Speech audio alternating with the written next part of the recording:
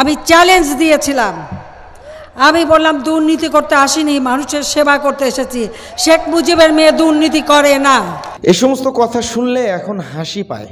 শেখ হাসিনা অকপটে এত মিথ্যা কথা বলে, এটা পৃথিবীর ইতিহাসে কোনো মেয়ে হয়তো এরকমভাবে মিথ্যা কথা বলে নাই। প্রিয় দর্শক মণ্ডলী, শেখ হাসিনার অনেকগুলো গোপন পাতা আপনাদের সামনে আমরা উন্মোচন করেছি, অনেকগুলো এপিসোড বাই এপিসোড আমরা ভিডিও বানিয়েছি। কিন্তু আজকের ভিডিওটি একটু সবগুলো ভিডিও থেকে একটু ব্যতিক্রম। তার আগে আপনাদেরকে গুরুত্বপূর্ণ 10টি নিউজ দিতে চাই, যেটা আপনি একজন দেশের নাগরিক হিসাবে এই নিউজগুলো জানা দরকার। আমরা অনেকেই প্রশ্ন তুলতেছি ডক্টর ইউনূসের বিরুদ্ধে যে আসলে তিনি দেশে কি করতেছেন, তিনি আসলে কি কাজ করছেন। কোনো কাজই তো করতেছে না। দেশে ধর্ষণ, চুরি, ডাকাতি বেশি বেশি হচ্ছে। ভাইরে, আগেও হতো, কিন্তু আপনি ভিডিও করার সাহস পাইতেন না। আগেও ধর্ষণ হইতো, ছিনতাই হইতো, কিন্তু ভিডিও করে আপলোড দেওয়ার মতো সাহস আপনার ভিতরে ছিল না। যদি বলতেন আয়না ঘরে চলে যেতেন। ঠিক আছে, এটাই পার্থক্য আওয়ামী লীগের এখনকার মধ্যে। ঠিক আছে, চলেন আপার পান্নাটা তো খুলবো, কিন্তু যেই সমস্ত মানুষ বলে ইউনূস সরকার কি করছে, তাদের জন্য 10টা পয়েন্ট আপনাদেরকে জানাচ্ছি যে এই বড় বড় জিনিস ইউনূস সরকার করছে। তারপরেই শেখ হাসিনার আমলনামাটা আপনাদেরকে দেখাচ্ছি। ঠিক আছে, প্রথমত ডক্টর ইউনূস যেটা করছে, এই 7 মাসে 62,000 কোটি টাকা ঋণ দিছে, বুঝছেন? এটা একটা বললাম। দ্বিতীয়ত, রেভিডেন্স বাড়ছে 18.39 বিলিয়ন মার্কিন ডলারে পৌঁছেছে, যা গত বছর এই সময়ের তুলনায় 4 বিলিয়ন ডলার বেশি। এবং সেই সাথে দেশের রিজার্ভ বাড়ছে 2,140 কোটি টাকা। আরও শোনেন, সবচাইতে গুরুত্বপূর্ণ যেটা, হাসিনা ও তার পরিবারের অ্যাকাউন্ট থেকে উদ্ধার করেছে 635 কোটি টাকা। এই পর্যন্ত যারা দেখতেছেন একটু আলহামদুলিল্লাহ লেখেন, ইউনূস সরকার ভালো কিছুই তো করছে। হাসিনার অ্যাকাউন্ট থেকে 635 কোটি টাকা উদ্ধার করছে, লিখবেন না একটু আলহামদুলিল্লাহ? লিখেন। আরও শোনেন, দেশের খাদ্যপণ্য ভর্তুকি বেড়েছে প্রায় 12%। রমজানে খাদ্যপণ্যের দাম আশঙ্কাজনক হ্যান্ডেল করেছে তারা। দাম কম না? এটা তো কম, বুঝতেই পারতেছেন। গত 22 মাসের তুলনায় সর্বনিম্ন মুদ্রাস্ফীতি হয়েছে এই ফেব্রুয়ারিতে। ধর্ষণের তদন্ত 15 দিন এবং বিচার 90 দিনের মধ্যে কার্যকর করার সিদ্ধান্ত নিয়েছে। তো এই কাজগুলো ইউনূস সরকার করছে। যারা বলেন যে কি করছে, তাদের জন্য আর কি এগুলো দিলাম। চলেন এবার আপার আমলনামাটা দেখে আসি, যেটা দেখার জন্য আপনারা বসে আছেন, বুঝছেন? তার আগে ভিডিওতে একটা লাইক দেন। ইউনূস সরকারের এই কাজগুলোকে যারা পছন্দ করেন এবং ইউনূস সরকারকে যারা সাপোর্ট করেন, একটা ভিডিওতে লাইক হবে। চলেন আপার আমলনামাটা, গুরুত্বপূর্ণ ভিডিও, একটু নাটের দেখতে থাকি। শেখ হাসিনা এবং তার ফ্যামিলি, তাদের কোথায় কোথায় টাকা চলে গেছে, তাদের বিষয়ে আজকে প্রোগ্রেস, তাদের পাচারকৃত টাকার ক্ষেত্রে কি কি মেজার নেওয়া হচ্ছে, সেই কিভাবে এই টাকাটা ট্রেস করা যায় এবং কোথায় কোথায় টাকাটা চলে যেতে পারে, সেই বিষয়ে আজকে আলাপ হয়েছে। মোট 11টা বড় বড় প্রতিষ্ঠান এবং ইন্ডিভিজুয়ালের, এবং ওইগুলোরও আজকে পুরো মিটিংয়ে এটার একটা পুরো চিত্র তুলে ধরা হয়েছে। আমরা কিছু কিছু আপনাদেরকে দিব।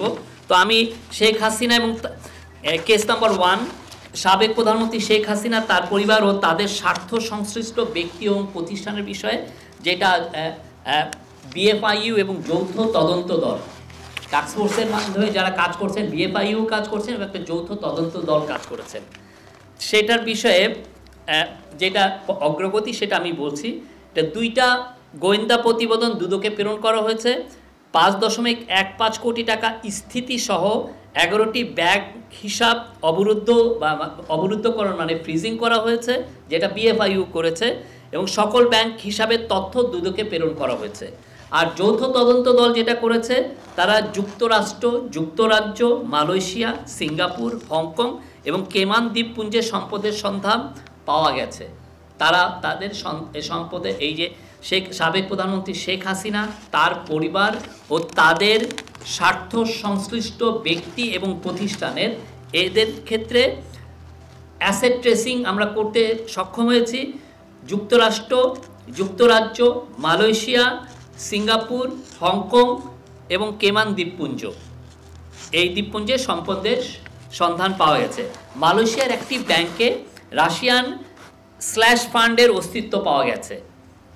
সংযুক্ত মানে অ্যাটাচিং ফ্রিজিং করা হয়েছে, 124টা ব্যাংক অ্যাকাউন্ট, এবং এই 124টা ব্যাংক অ্যাকাউন্টের মোট হচ্ছে 635.14 কোটি টাকা। রাজুকের 1.8 মানে 1,80,00,000 টাকার দলিল মূল্যের 60 কাঠার প্লট। আপনি জানেন এটা রাজুকের মূল্য হয়তো 1,80,00,000 টাকা, কিন্তু এখন এই 60 কাঠার যে প্লট এটা সব পূর্বাঞ্চলে, আপনার পূর্বাঞ্চলে এখন 1 কাঠারই দাম 2-3-4 কোটি টাকা, এবং 8.85 কোটি টাকা মূল্যের 10% জমি সহ 8টি ফ্ল্যাট। মামলা দায়ের বিষয় হলো প্রতারণা ও জালিয়াতির অভিযোগে মোট 6টি মামলা দায়ের করা হয়েছে। 6টি কেসের তদন্ত সম্পাদন ও চার্জশিট দাখিল হয়েছে। পরিবারের 7 সদস্যকে আন্তর্জাতিক ভ্রমণে নিষেধাজ্ঞা আরোপ করা হয়েছে। এছাড়া মানে ওভারঅল যদি কেসগুলোর ডেভেলপমেন্টের কথা বলি, তাহলে বিএফআইইউর তথ্য প্রতিবেদন জয়েন্ট ইনভেস্টিগেটিভ টিমকে যেটা প্রেরণ করছে সেটা হচ্ছে বিএফআইইউর ক্ষেত্রে 10টি কেসের গোয়েন্দা প্রতিবেদন দেওয়া হয়েছে। সকল দেশি বিদেশি ব্যাংক হিসাবে তথ্যাদি দেওয়া হয়েছে। বিদেশি বিনিয়োগ ও সম্পদ সংশ্লিষ্ট প্রাপ্ত তথ্যাদি দেওয়া হয়েছে, এবং ব্যাংক এবং বিও হিসাব অবরুদ্ধকরণ মানে ফ্রিজিং করা হয়েছে 1,374টি ব্যাংক হিসাব এর 614.18 কোটি টাকা, যা 614.18 কোটি টাকা, আর 188টা বিও হিসাবের 15.50 কোটি টাকার শেয়ার। আর যৌথ তদন্ত দল জয়েন্ট ইনভেস্টিগেটিভ টিম এরা আইনি প্রক্রিয়া নিয়েছে। 4টি কেস ইতিপূর্বে রুজুকৃত মামলা তদন্তাধীন, তার মধ্যে সাবেক প্রধানমন্ত্রী আছেন। 84 জন অভিযুক্তদের বিদেশ ভ্রমণে নিষেধাজ্ঞা আরোপ করা হয়েছে। অভিযুক্তদের নামে বিভিন্ন দেশের সম্পদ ও বিনিয়োগের তথ্য উদ্ঘাটন, ট্রেসিং, ব্যাংক হিসাব ও সম্পদ অবরুদ্ধকরণ ও সংযুতিকরণ, যেটা ফ্রিজিং ও অ্যাটাচিং করা হয়েছে, সেটা হচ্ছে যে তার পরিমাণ হচ্ছে 1817.73 কোটি টাকার দেশীয় সম্পদ ফ্রিজিং করা হয়েছে, এবং অবরুদ্ধ ব্যাংক হিসাবের স্থিতি 872.24 কোটি টাকা, যা এটা স্থিতি করা হয়েছে।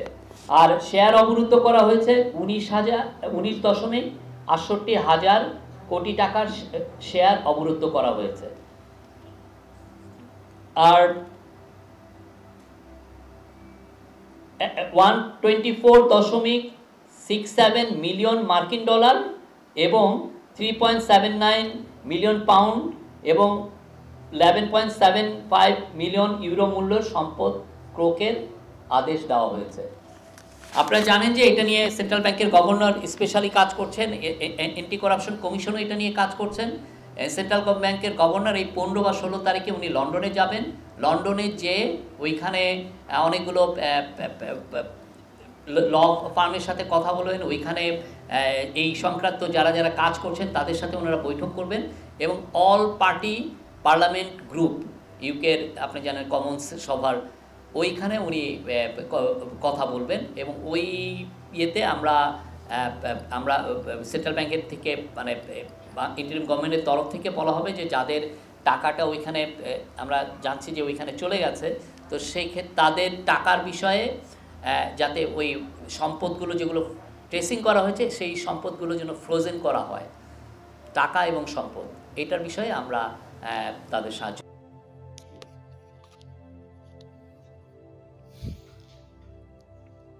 প্রিয় দর্শক মণ্ডলী, ভিডিও চিত্রগুলো দেখলেন, ইউনূস সরকারের কি অবদান, ইউনূস সরকার কি করছে, অনেকগুলো বিষয় আপনাদেরকে আজকে আমি জানাইছি, যেগুলো আসলে জানানো আমার দরকার ছিল। এবং সেই সাথে আমাদের আপার কর্মকাণ্ড তো আসলে বলার মতো কোনো মানে কিছুই রাখে না আর কি। তার যে কর্মকাণ্ড এগুলো আসলে বলতে গেলে খারাপ লাগে। মানে একজন মানুষ কেমনে একটা দেশের সম্পদ এইভাবে আত্মসাৎ করতে পারে নির্দ্বিধায় নির্বিঘ্নে, এটা কেমনে সম্ভব? আমাদের কথা কেউ চিন্তা করে না, জনগণের কথা কেউ চিন্তা করে না, সবাই যার যার স্বার্থ নিয়ে ব্যস্ত। তাহলে আমরা কই যাব? যে সরকারের প্রতি আমরা আশা করতেছি যে সামনে নির্বাচনের পরে যে সরকার আসবে তারাও তো এক একজন এক এক লিডার, তাদের দ্বারাও তো মনে হচ্ছে না যে আমাদের খুব একটা বেশি উপকার হবে, এটা মনে হচ্ছে না। বাকি দেখা যাক। তো আজকের ভিডিও পর্যন্তই, দেখা হচ্ছে পরবর্তী অন্য কোনো ভিডিওতে। সে পর্যন্ত সকলেই ভালো থাকবেন, সুস্থ থাকবেন। আসসালামু আলাইকুম ওয়া রাহমাতুল্লাহি ওয়া বারাকাতুহু। ভিডিওটি পরিপূর্ণ দেখবেন কিন্তু।